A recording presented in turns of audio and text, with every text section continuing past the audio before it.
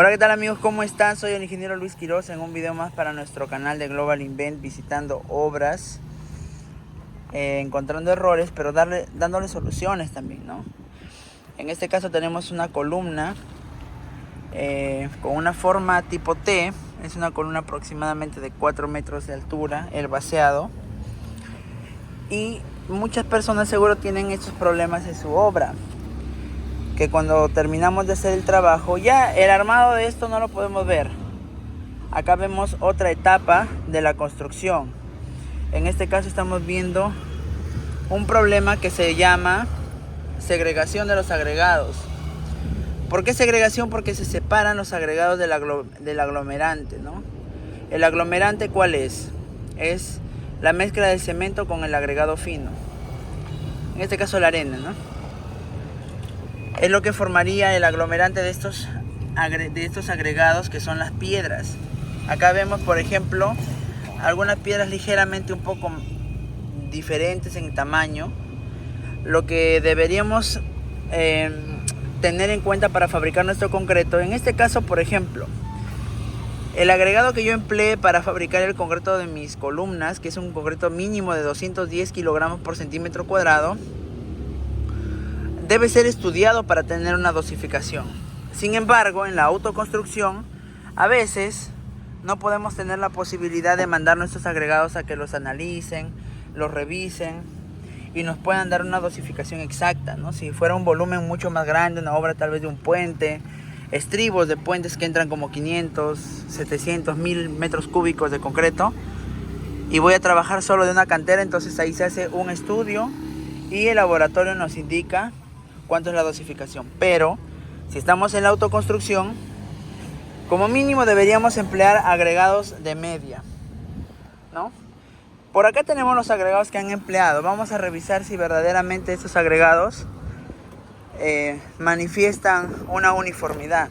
Lo que podemos apreciar acá, por ejemplo, es que no se ve uniforme el agregado. Miren, vemos algunas piedras angulares de media, pero acompañados con piedras mucho más pequeñas, ¿no? Entonces, el principal problema acá empieza desde los agregados. No vemos un agregado uniforme. Vemos un agregado que tiene diferentes tamaños de partículas. Lo ideal sería que todo sea como esto, ¿no? Así. Pero acá vemos piedras pequeñas, medianas y las que pasan por se puede decir por una medida de media pulgada. Tal vez el agregado tampoco es de muy buena calidad. Con respecto de la arena gruesa sí la podemos ver pues adecuada, ¿no? Esta arena gruesa sí es la adecuada para fabricar nuestro concreto, pero el agregado que están empleando probablemente no lo haya sido. Por eso es que estamos teniendo esos tamaños de partículas en esta columna. Ahí se puede apreciar. Pero ¿por qué ocurre? Acá incluso tenemos una piedra muy grande, miren, ¿no? Entonces no hay un control en el tamaño de los agregados. Ese es el principal punto. Nosotros, para fabricar nuestro concreto en nuestras viviendas, mínimo debemos emplear agregados de media pulgada, ¿no? De media pulgada. Zarandeado, que de preferencia sean angulares, porque hay partes del Perú y del mundo donde podemos encontrar estos agregados en los ríos, y esos agregados no son tan buenos porque son cantos rodados. Muy bien, entonces el agregado es un punto importante. La arena gruesa ya vimos que está bien. Este problema de segregación básicamente ocurre porque no hay un control en la cantidad de agua que se administra en la fabricación de este concreto. Sí, el agua varía en función del... la dosificación del agua es en función del peso del cemento, ¿no?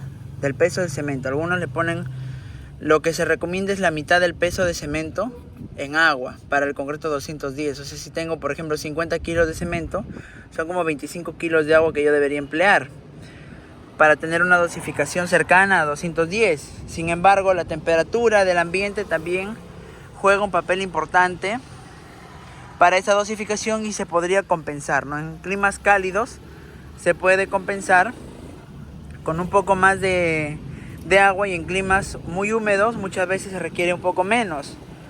Hablando en un criterio, se puede decir, de sentido común, porque lo ideal sería siempre hacer un estudio de mezclas. Muy bien, entonces si yo le pongo mucha agua, ocurre este fenómeno de segregación, ¿no? Probablemente le hayan puesto tal vez 25 litros, tal vez le han puesto 40 litros, ¿no? Si se dosifica en un volumen de un balde, aproximadamente 2 baldes, ¿no? Probablemente.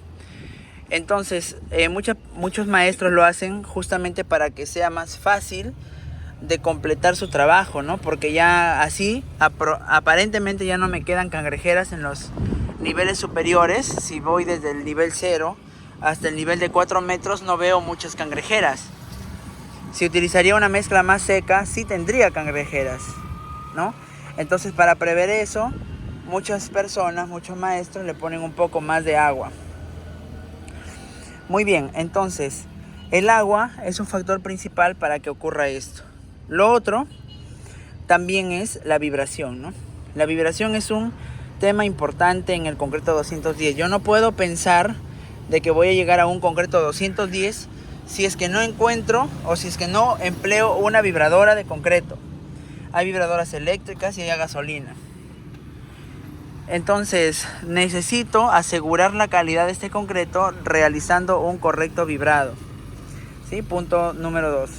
Segundo, para que yo no tenga estos problemas de las esquinas rotas que vemos aquí claramente, ¿no? Estas esquinas se están rompiendo, miren. Entonces, ¿qué problema me acarrea? Primero que nada, ¿qué cosa evidencia estas esquinas rotas? Si vemos el sentido de la falla de estos vaciados, vemos que discurren siempre en ese sentido. Miren, acá parece que fuera una especie de carcasita, ¿no? Que estaba acá. Esta porción del concreto se adhirió primero a la tabla cuando estaban vaciando. Y a través del tiempo, mientras íbamos llenando toda esta parte, esto ya había fraguado. De tal manera que cuando llegó el volumen más fresco, que es esto, no se adhiere a lo que ya había fraguado. Entonces me genera estas escamas y estas esquinas rotas, ¿no? Miren, ve, estas esquinas rotas. ¿Qué problema me acarrea estas esquinas rotas? Evidentemente un pobre recubrimiento, porque en esta zona ya no voy a tener el mismo recubrimiento que tenía antes. Si yo cortara la columna, viera o me daría cuenta que también estas esquinas rotas hacen perder geometría a la columna. Entonces la columna ya no sigue teniendo su misma forma, ¿no? En el plano me indicaba una medida y ahora ya no la voy a tener. Por acá también tenemos otra esquina rota, miren. Algunas son más graves, estas digamos que no son tan graves tampoco. Aquí vemos una superficie de falla, si podemos verla así, miren. ¿Ven? Es como una pequeña escama acá en esta parte. Entonces, ¿cómo se solucionan estas esquinas rotas? Uno, podríamos emplear tablas que estén con una mejor calidad, porque al ser porosa la tabla, el concreto del primer vaciado se adhiere más rápido. Puedo utilizar una tabla de una mejor calidad. Miren, acá no hay ninguna esquina rota en esta parte, sería lo correcto. Pero probablemente esta tabla que estaba en este lado ya estaba muy vieja. Entonces por eso absorbe muy rápido el concreto y me genera una poca calidad en la superficie. Esta superficie de la columna es tan importante porque nos protege de la humedad, del aire, del dióxido de carbono que ingresa por estos poros hasta el fierro y luego la columna se oxida. Si yo tuviera esta superficie más lisa, más impermeable, lógicamente mi columna me durará muchos años más.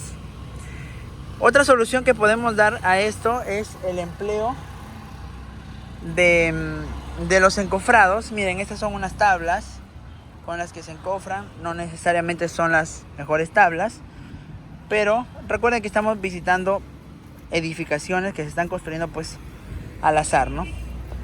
No son obras de Global Invent, pero sí queremos por lo menos difundir algún mensaje para que puedan construir mejor. Aquí vemos, por ejemplo, este panel, estas tablas que ahora las están forrando bajo nuestra recomendación, con el objetivo de que ya no tengamos esas esquinas rotas, ¿sí? Entonces, estas esquinas rotas pues obviamente también tendrán que ser solucionadas. La segregación también tendrá que ser solucionado. Entonces, ¿cómo reparo esto? La reparación de estos problemas no tiene que ir por el simple hecho de tarrajear o de cubrir con una mezcla simple de arena y cemento estos huecos, ¿sí? No debe hacerse. ¿Por qué? Porque este concreto se ha vaciado en una sola etapa. Es un concreto monolítico, de la forma en que esté. Entonces, lo que se tiene que hacer es sacar todos los agregados que están sueltos. Por ejemplo, miren, por acá veo agregados sueltos que los puedo sacar incluso con la mano. Es increíble, pero sí, puedo sacarlos con la mano. Debería por lo menos utilizar alguna herramienta para poder sacar todo esto, lo que está suelto. Y posterior a ello, utilizar un concreto de reparación estructural. ¿Sí? Desmorono todo lo que está suelto, lo que no está con aglomerante. Por ejemplo, estos están sueltos. Esto es un volumen que yo podría dejar, pero todo lo demás tengo que soltarlo por lo menos hasta la profundidad en la que el concreto ya esté sólido. Y todo este volumen tengo que llenarlo con un concreto de reparación estructural. Los concretos de reparación estructural se compran en cualquier distribuidor grande de ferretería. Tal vez en una ferretería pequeña del barrio no lo vamos a conseguir. Entonces, esos concretos de reparación estructural alcanzan resistencias de 500, 600, 750 kilogramos por centímetro cuadrado. Hagan de cuenta que es como si nos curáramos un diente, ¿no? Entonces, esa masilla que nos ponen o esa resina, pues alcanza resistencias mucho mayores incluso que el mismo diente. Lo mismo pasa acá. Lo que yo coloque por aquí debe alcanzar resistencias mucho mayores que lo que resiste esta columna, para que la falla de la columna en un futuro no se conduzca por este lado, sino por los volúmenes más uniformes y de menos resistencia. Nos proponía el constructor que iba a hacer un volumen al costado, ¿no? Un volumen al costado para que cubra todas estas imperfecciones, pero tampoco es válido porque la columna tiene una forma que tiene que iniciar desde la parte de la zapata o de la viga de cimentación o de la cimentación hacia arriba. Entonces el volumen que yo coloque a un costado, lo único que va a generar es una junta fría y un volumen que no se va a adherir ni va a proteger a esta columna, ¿sí? Entonces, ese es el análisis que tenemos que hacer y cómo vamos a solucionar estos problemas cuando los encontremos en nuestra edificación, ¿no?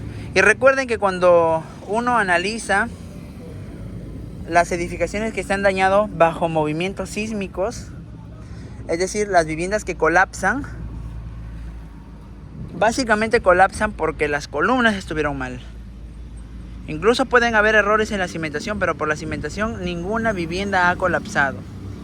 La gran mayoría de viviendas colapsa porque estas columnas estuvieron mal construidas o en su defecto el diseño del profesional no estuvo correcto. Y recuerden que si ustedes necesitan que se le haga una revisión a su proyecto, nosotros vamos a su obra.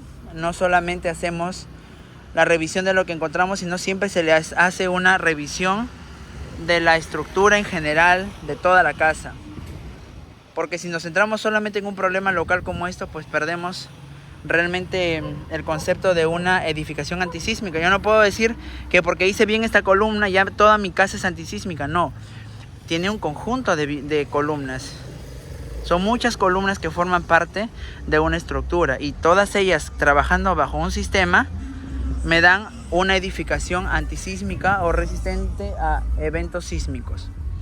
Muy bien, eso ha sido todo por hoy. Espero que les haya gustado el video. Para todos los que son nuevos en el canal, suscríbanse. Soy el ingeniero Luis Quiroz. Estamos nuevamente retomando nuestra labor capacitando y enseñando sobre construcción en este mundo que nos apasiona. Y ya les confirmo que pronto estamos iniciando nuevamente nuestros cursos. Gracias a Dios estamos recuperándonos ya casi al 100% para poder hacer esa labor. Y como siempre decimos, si quieren vivir en el futuro, ya no construyan como en el pasado. Nos vemos, cuídense.